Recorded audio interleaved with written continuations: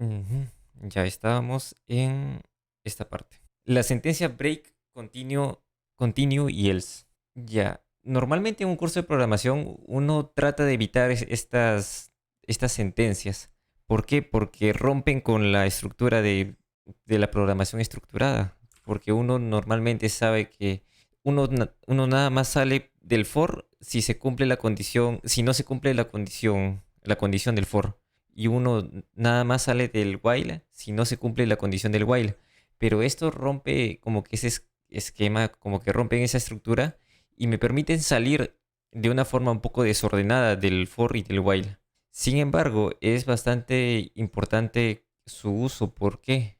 Porque no siempre escribirlo de una forma estructurada es más fácil.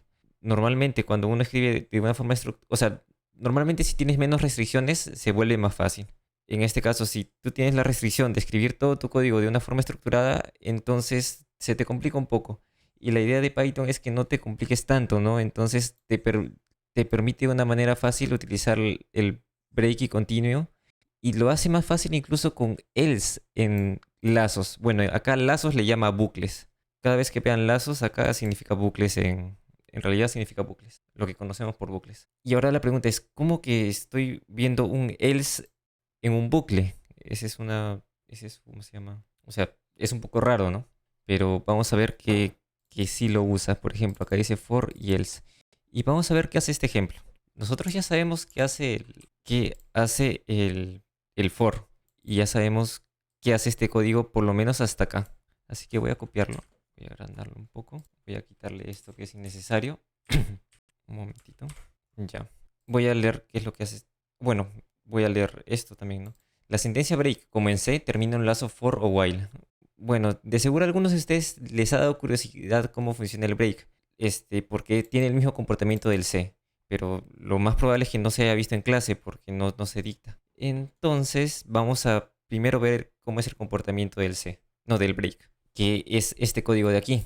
Este código lo que hace, vamos a simplificarlo un poco más de esta manera. Vamos a ponerle n igual, bueno, 10. Y esto lo que va a hacer es, x va a ir de los números del 2 al 9. Recuerden que range es como un intervalo semiabierto, donde el extremo izquierdo es cerrado y el extremo derecho es abierto. Y va del 2, 3, 4, 5, 6, 7, 8, 9. No toma el 10. Si n porcentaje x, vamos a ponerle si 10 porcentaje x es igual a 0, entonces imprimo que 10 es igual a x por n entre x. Y luego pongo break. ¿Por qué? Porque yo quiero que nada más se haga una vez. Voy a ejecutarlo. N no está definido. Perdón, acá le voy a poner 10. Ya, ¿qué es lo que está haciendo esto? Está buscando un divisor de 10 que sea mayor que 2. Y una vez que lo encuentre, si el if da verdadero, lo imprime y luego escribe y luego hace un break. ¿Qué hace este break de acá? Como dice acá, termina el bucle for. Termina este bucle for. Y ya no sigue intentando. Por ejemplo, 5 también es divisor de 10, pero ya no llegó a ese punto porque apenas encontró el break, sale del bucle. Muy bien. Las sentencias de bucle pueden tener una cláusula else. Este es lo importante y es bastante útil porque te permite hacer, ¿cómo se llama? Permite salir de una manera adecuada de los bucles usando break. Vamos a ver cómo se hace. Vamos a ver cómo se hace. Este, la sentencia de lazo puede tener una cláusula else que es ejecutada cuando el lazo termina. Luego de agotar la lista con for, o cuando la condición se hace falsa con while, pero no cuando el lazo es terminado con una sentencia break. Entonces, lo que ocurre en else se ejecuta cuando se sale por algo que no sea break. No se sale cuando se agota la lista o cuando la condición se hace falsa. Por ejemplo, voy a escribir un poquito más expresivo esto. No salí con break. Si se dan cuenta, no se imprimió. ¿Por qué? Porque se imprimiría solamente si no sale con break. Si sale de una manera normal, si no salió con ningún break, ¿qué es lo que pasa? Si se imprime que no salí con break, sino que simplemente se terminó la lista de mi for. Esto es bastante útil porque reduce unas 3 4 líneas de códigos que siempre hay de más. Por ejemplo, cuando uno trata de hacer una iteración de un método numérico cuando uno trata de que sea, que- cuando uno quiere terminar con una cierta tolerancia, yo quiero saber si salí con break o si no salí con break. Si, por ejemplo, vamos a hacer un ejemplo de una... No, mejor seguimos con esto. Vamos a hacer el ejemplo grande ya que creo que se entiende qué cosa hace el break. Ingeniero, una Ujú. consulta. Sí, diga. ¿El break hacía que saliéramos de solo leaf o también del for que Del for. está afuera? Ujú. Ajá. Pero se ejecuta dentro de la función if, ¿no? Porque o sea, están con dos tab. Sí, solamente se ejecuta break si se cumple esta condición del if. Ah, ya, ok. Y si Ujú. hubiese un segundo for, como en el ejemplo, ¿nos sacaría de ese segundo for también ese break? No, solo del primer for. Ah, ok, gracias. Vamos a hacer el ejemplo. Ya, este ejemplo lo que está haciendo es fijarse si los números del 2 al 10 son primos o no. Y bueno, la respuesta es 2 es un número primo. ¿Por qué 2 es un número primo? Porque acá no salió con break. ¿Qué significa este for de aquí? Bueno, la pregunta, sería bueno que en los tutoriales diga primero qué cosa es lo que se quiere con ese programa y luego escribir el programa, ¿no? Lo que se quiere con este programa es enumerar así los números y saber cuáles son primos y cuáles no son primos. Y en caso no sea primo, decir por qué no son primos. En este caso 4 es 2 por 2.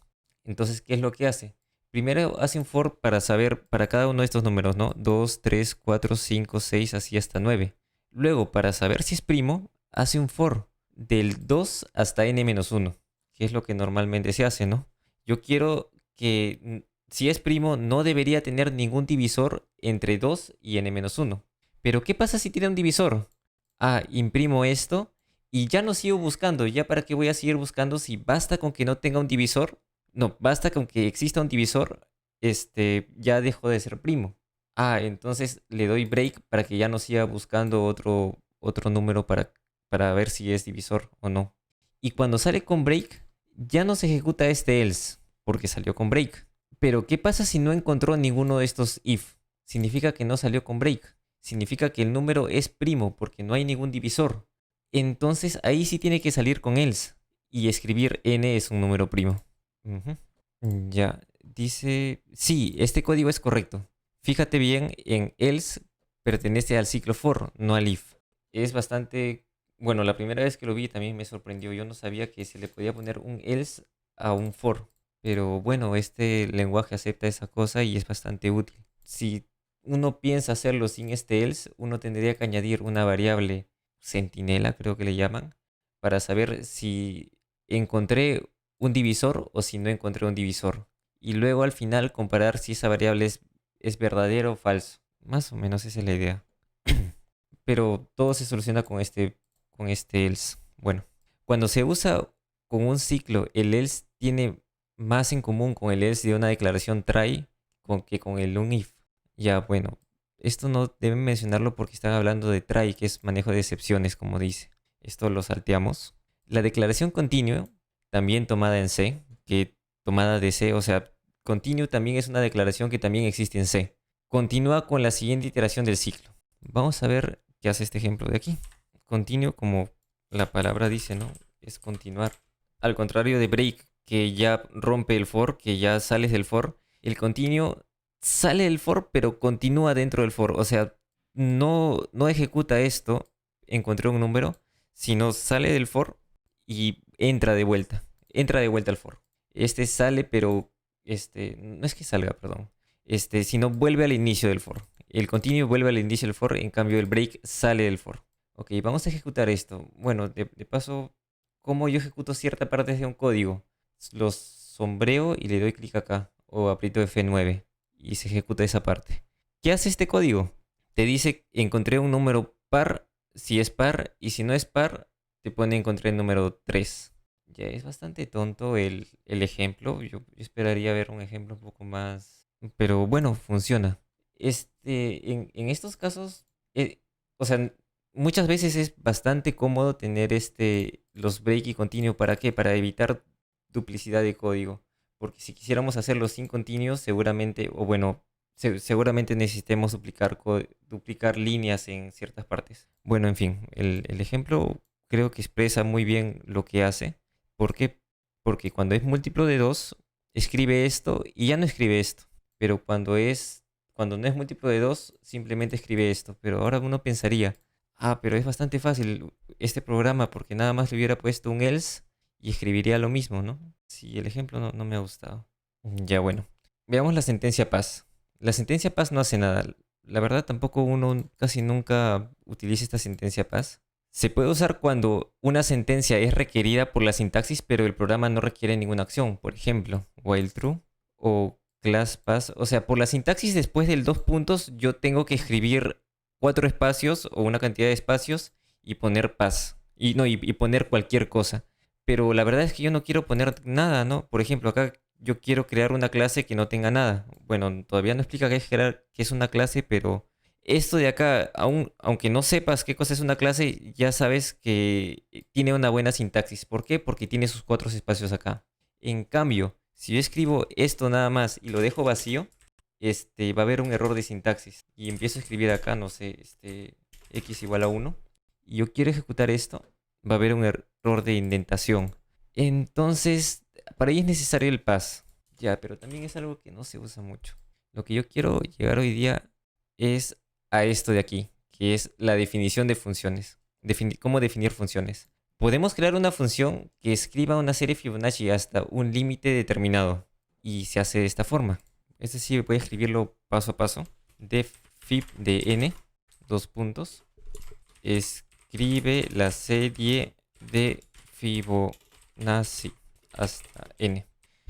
Este comentario se ha puesto entre comillas, aunque sea un comentario de una línea.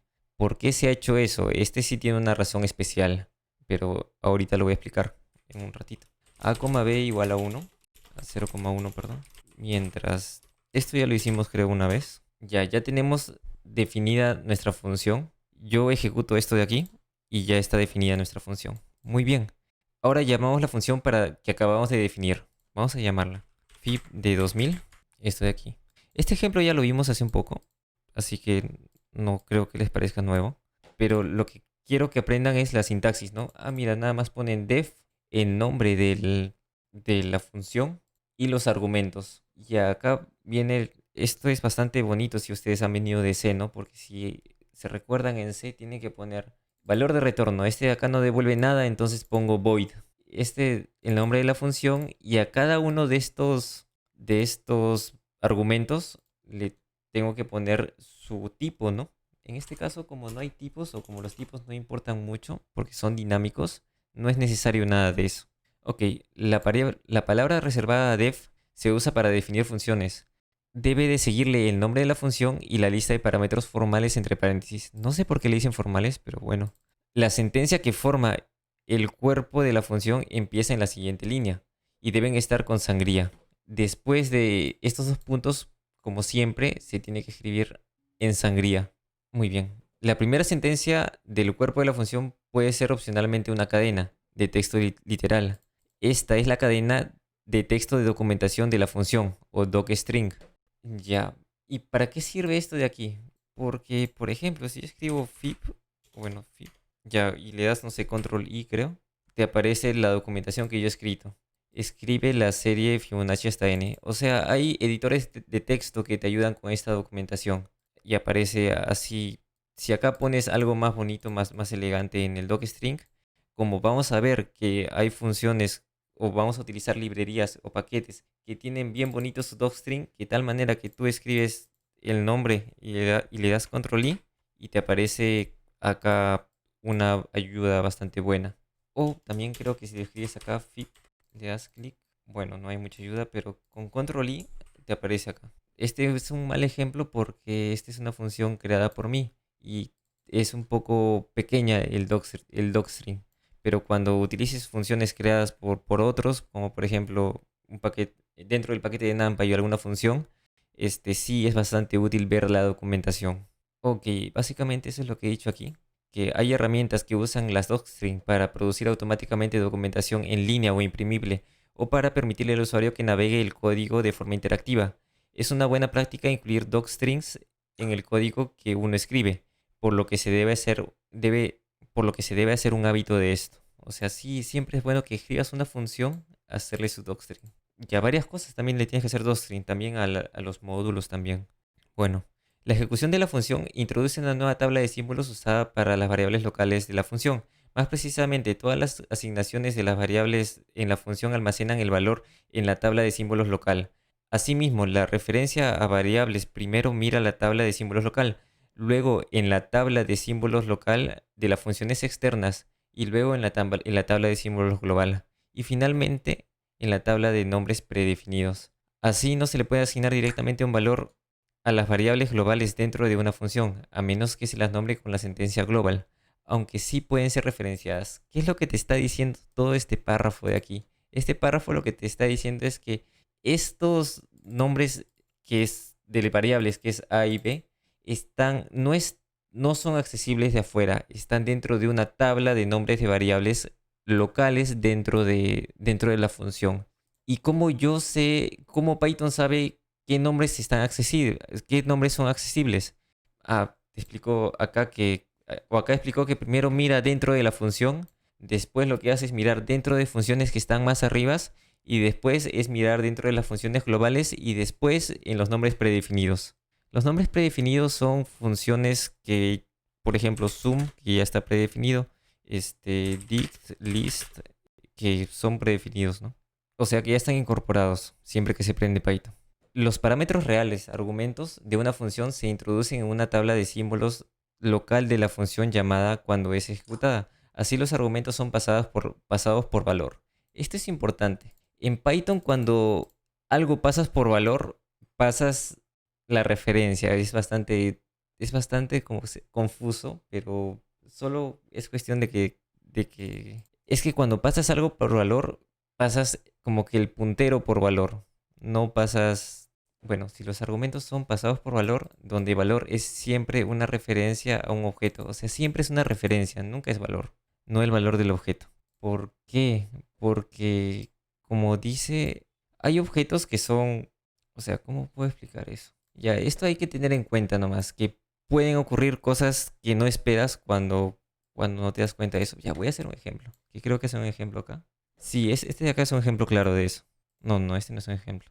Este de aquí es un ejemplo claro. Cuando llegaremos a esto, ahí les hago recordar lo que les dije.